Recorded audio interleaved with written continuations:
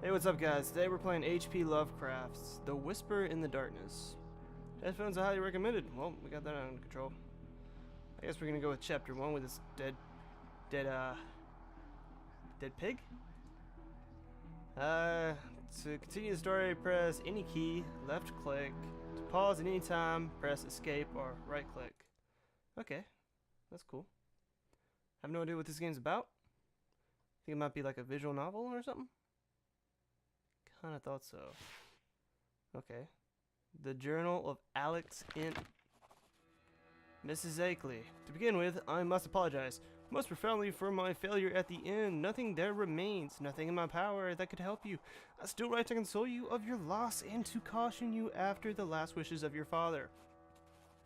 You may choose not to believe my story, although comprehensive record of my correspondence with Henry Akeley is preserved in storage drive I sent you along with my first rush letter. The police found no more evidence to corroborate my final report than the bullet holes in the Akeley farmhouse. Nothing remained to suggest that you had anything to do there with missing Akeley himself. You might think it was simply a nightmare that led me to flee the farmhouse that night, recklessly driving a stolen Ford through the wild hills of Vermont. I can only testify as to the vividness of the things I saw and heard, and relate to an utmost detail the things that occurred in the farmhouse. Credulous of my tale or not, I must beg you to abandon any foolish notion of returning to those godforsaken hills. I write to you here on paper because I have no faith in the safe transmission of any sensitive digital communication. Although I am in part to blame for your father's dreadful fate, I ask also that you do not attempt further contact with me. I aim now to quit my entanglement in all of this, and to live the remainder of my life in a fragile piece of hiding. The matter came to my attention several weeks ago, because of the recent flash floods in Vermont. An eccentric poor woman camping in Townsend State Forest reportedly strange bodies washed up in the morning on the shore of the West River above Newfane. Is that a pig? It looks like a pig to me. Unless that's a woman, then she looks beautiful. But that looks like a pig. Among other rumors, this testimony sparked a surge of theories, myths, and legends began to resurface from decades past. Some of the more seemingly well-researched claims actually found print, sparking popular discussion and debate. Oh god, do I have to read all this? Well, I guess. Elsa Davenport. Bizarre Tales of Elder Race. What? May carry some truth. Vermont folklore for centuries was hinted at the existence of a hidden race of monstrous beings somewhere among its remote hills. Talk of these creatures has since resurfaced after evidence of their presence was reported by Vermont locals venturing deeper than usual in the mountains. They claim to have seen prints in mud. There's whispering in my ear right now. I don't love it, but I'll accept it. They have claimed to see prints in mud, each report describing the very same claw-like outline belonging to no known animal, inhabitant of Vermont wilderness. Wow.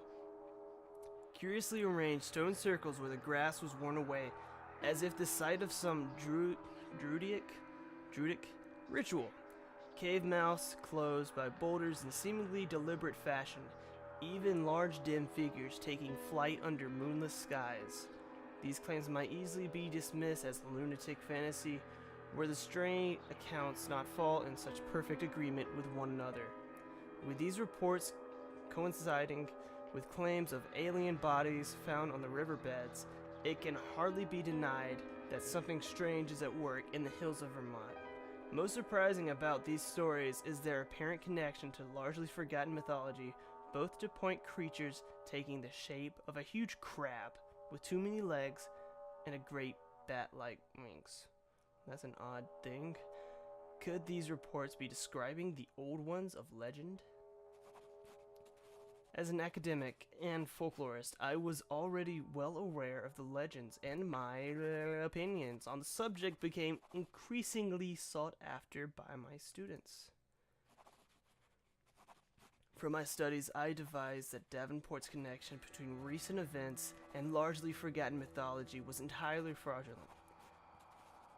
The more recent folk tales of New Hampshire overflowed with reference to the Migo? Or winged ones, said to come from the sky.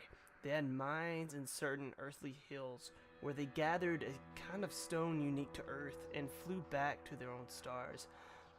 Okay, I'm not gonna lie, I've never read anything by H.P. Lovecraft. I don't think I know anyone who has, but if this is kind of stuff that he writes, that's cool. They were mostly content to leave humans alone, but sometimes people disappeared among their hills. Their hills in the deep woods of the highest peaks and the dark valleys where streams trickle from unknown sources. Their hills, where animals once dwelled, and now silent, for all intelligent life has either fled or vanished. Their hills, where in the dead of night, sometimes strange buzzing voices could be heard in conversation, seemingly imitating human speech. None of it was to be believed, of course, yeah. Chapter 2. Eventually I decided to take my expertise in rational skepticism to the papers to see if I could quell the nonsense once and for all. I wish I never had. Is this the game? How do I save? Alex Wilmarth, Facts Against the Migo Legend. Lately, particular public attention has been given to the tales of strange events surrounding the hills of Vermont. As an assistant professor of the renowned Miskatonic University and a scholar of folklore, I intend to inform you of all purely irrational origin of these stories and to dispel fully the irrational fear of the hills. The common name now applied to the aliens supposedly lurking in Vermont is the Old Ones. Claimed sightings of such otherworldly beings are not in fact recent phenomena to this region. Early Puritans feared beasts of devil they glimpsed through the thick woods at night. We now know this fear as a mere function of societal ostracism. I don't know what these words mean. Leaders eliminated dissent from their more subversive opponents, calling certain people devil worshippers and expelling them from their communities. Yet more troubling, strange writings of elaborate hoax from as late as 1930s paint similar invading creatures as heralding the end of human civilization. A hate-filled metaphor for natives, fear of growing immigrant population. These weird tales mistakenly believed by a startling number of impressionable readers embrace a subtle undercurrent of racial supremacy which preserves to this day. Comparison between the old myths and the recent tales reveals undeniably close similarity between the two. The only rational conclusion is that the recent hysteria is a mere outgrowth of historically entrenched oppression and racism, to which there is not a grain of truth. Like, racism of aliens? Akeley's first message came in an email one morning. What? Can I use WASD? Oh. This is my character. I am 3 blocks. Okay.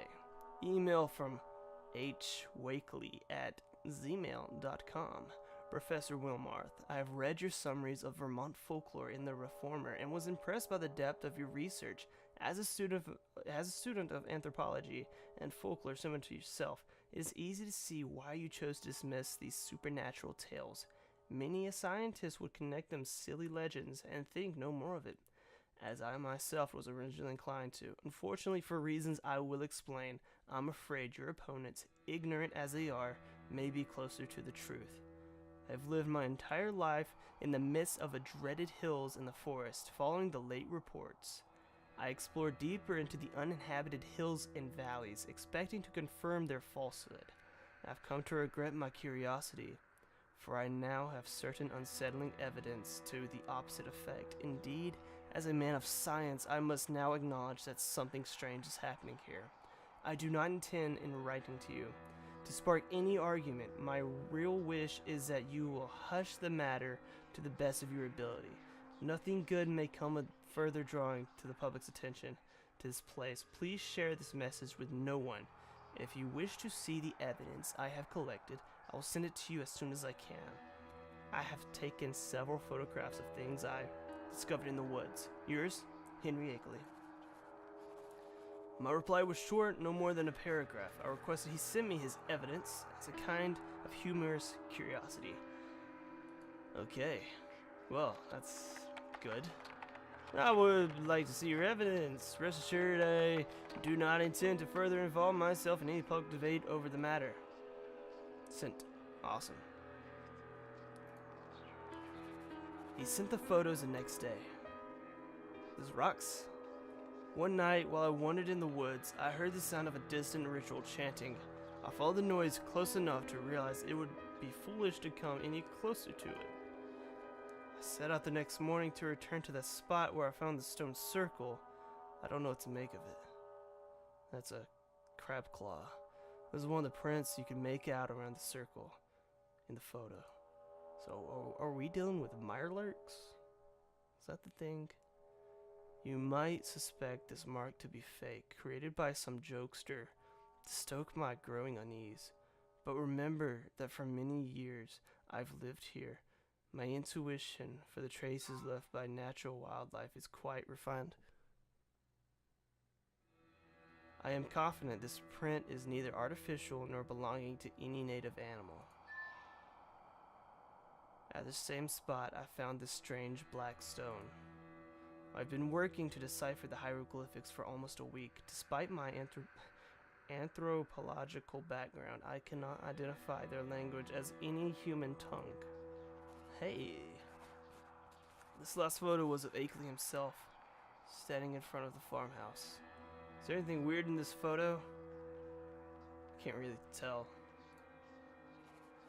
After viewing the pictures one by one, alongside Akeley's measured contemplation, I couldn't help but to begin to entertain the notion that something truly unusual was taking place near the Akeley farmhouse, through nothing too supernatural as he seemed to imply.